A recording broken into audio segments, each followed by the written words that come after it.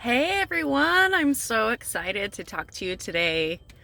I have some music on and it's just so fitting. And I just wanted to I'll probably put it in the description below, but it's a Reiki healing energy from NRG8. So I'm just going to put it up here. Hopefully it's not too distracting, but it's been really calming and it's been bringing up a lot. I just recently put out a spirit guide video, and it brought up a lot of questions from a lot of people about my soul retrieval. And I really wanted to dig into my soul retrieval. I have only told family and the people who went through it with me, the people who supported me in the process. And I haven't told it publicly, and I really feel like it needs to be told publicly. So first of all, I am a Reiki master, and I was with a Reiki master. She's a shamanic Reiki master. Well, I was with her when it all happened. She was there to support me.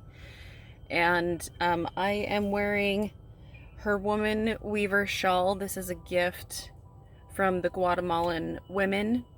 She goes and trains with the shaman down there. And the Guatemalan people are so near and dear to my heart.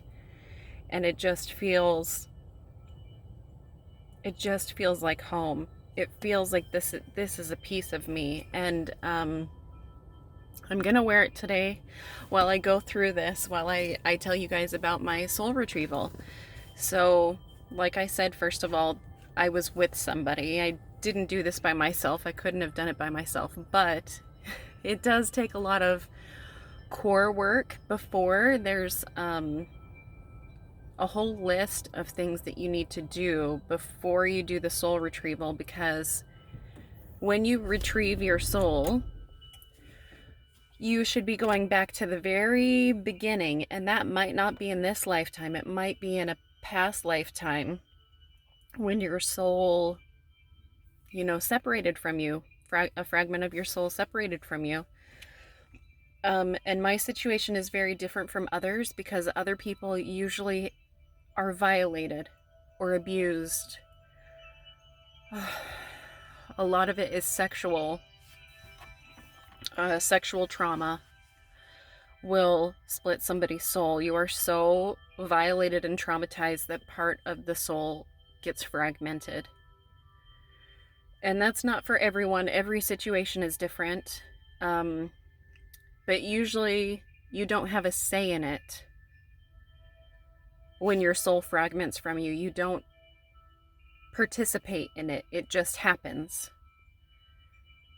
And you might not even know that it has happened. Where in my situation, I did it willingly. I separated my soul willingly. And I did the core work without even knowing it. I feel like my spirit guide guided me to all of the core work that I did to lead up to the retrieval. It happened in a very strange way. So let's get to my story.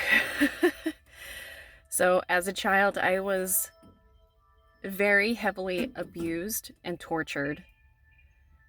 And there's a moment in my childhood, I was about 5, and I remember being this beautiful light being who was just playful and fun, and I would spin and run and dance and color, and it was just, I was so boisterous and out there, and this free spirit. And I would talk to my spirit guides and spirit angels, and I came with a lot of knowledge. And I was just out there. So during this time, I was coloring. I kept coloring and showing my mother pictures. And she was cleaning reusable diapers in Clorox in the sink in the bathroom. And I didn't know not to bother her. And she didn't tell me not to bother her. I just kept coming and showing her pictures, one after the other after the other. I kept showing her all of these pictures, and I was just so happy. And, look at all of these beautiful things and beautiful colors. And, take notice and have joy with me. And she got very, very frustrated, very angry. I mean, the temper was quite quick in the home setting. And she came up, grabbed me by the hair, and started banging my head up against the closet door several times. And after that, um, I have a mission. As a child, I knew about this mission and what I needed to do here on earth and how I need to help other people and how I need to spread my light. And it still cuts me so deep that I had to do this, but I knew that my divine feminine could not be tainted. It could not be violated with the abuse that was going on. This was a part of my soul journey that I needed to learn. I needed to learn the lessons of boundaries and self-care and everything in the abuse and in being in Utah and being restricted and having to be a certain way. I knew that I had to go through these lessons. I knew why my soul was here. And it pains me to have separated from her, but I actually went off on my own and talked to my spirit guide Albert at the age of 5. I've been reincarnated quite a few times, if you can't tell. But I talked to Albert and I said, I need you to hold her. I need you to take her and hold her for me until we're ready to be back together. And so he did that for me. He held her for, God, I don't know, 30-something years. He held her and kept her untainted. And I talked to my sister about the situation because after this, I remember crying. I remember being so distraught during kindergarten. So like I couldn't stop crying. And I seriously don't remember why. And I actually blocked out 1st through 4th grade. I blocked out all of it. And my sister has filled me in about like what was going on in the home, and there was no reason for me to block it out, but I think that I blocked it out because I was mourning the loss of my divine feminine. I was mourning separating from her. And my sister has told me that there were several times where the family members could not console me, and I kept going to my sister April to help console me during, the childhood years, even though she didn't know what had happened. So I also had to block myself. When you talk with spirit, when you talk with the spirit realm, when you talk with your spirit family, however you want to say it, you feel it in your bones, you know it. And my bones were vibrating on a high level all the time. My family just thought that I was speaking to imaginary friends, not people in the spirit realm. And I had to block that. I knew the more quiet I was and the less I communicated with the spirit realm, the less abuse I would get. And so I blocked myself. So I put these clamps on my bones. I put clamps all over my bones, of my arms, fingers, the 3 bones in my ear. I had them, if you can imagine it, cutting like a melon. Like I had like 7 different pieces where the clamps are all around my head.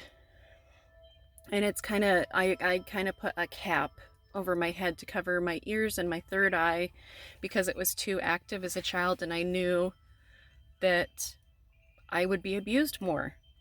And I think there was only so much trauma I could take and still, I want to say, find love for others. It really took me seeing the dark side to see the bright side of love. I can see it from both sides. It's just amazing. But I had these clamps all over my body, and then on my left side, your left side is your feminine, your right side is your masculine. And on my left side of my body, it was so weak because she wasn't there. And I had to put 7 clamps on my knee. I had to put a nail through it. I had put a nail in my ankle, and I had to put nails in my hip bones to keep them in place, to keep the structure in place while she wasn't there.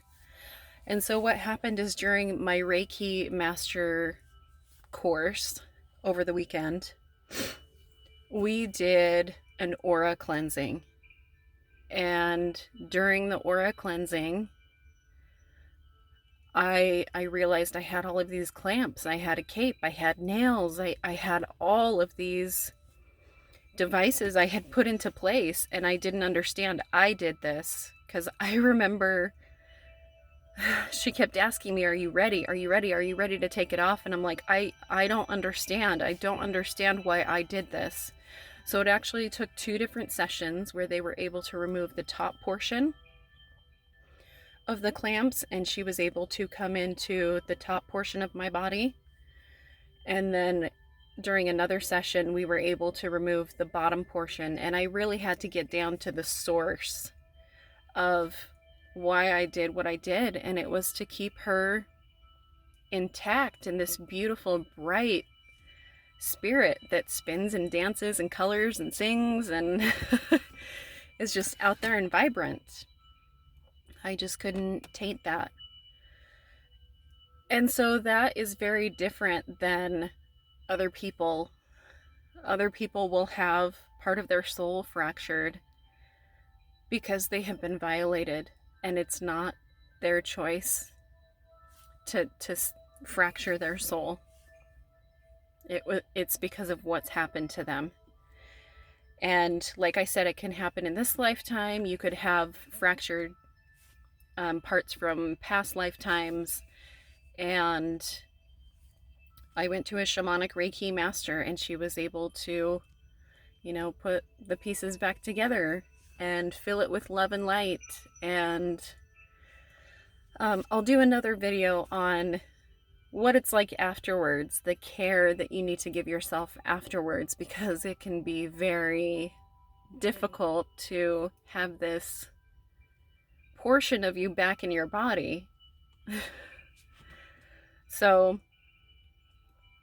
yeah, I don't know if you have any other questions about soul retrieval, about what it takes if you have fractured parts of your soul. I do know, though, that the program that I'm writing and the way that I want to help people and the path that I'm on, everything that I'm doing for myself are things that I want to do for other people. So eventually I will be able to do this work for other people.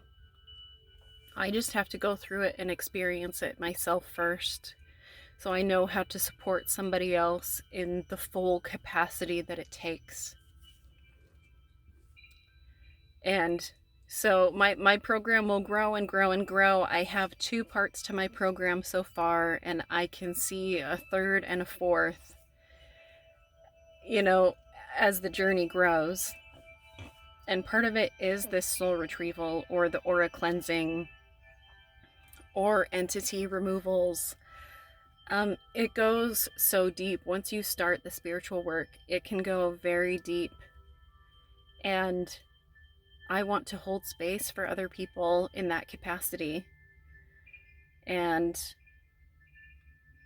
I believe I can do that because of the work that I've done on myself. So I'm very excited. I'm willing to help whoever has questions about this, and I hope you guys have a good day.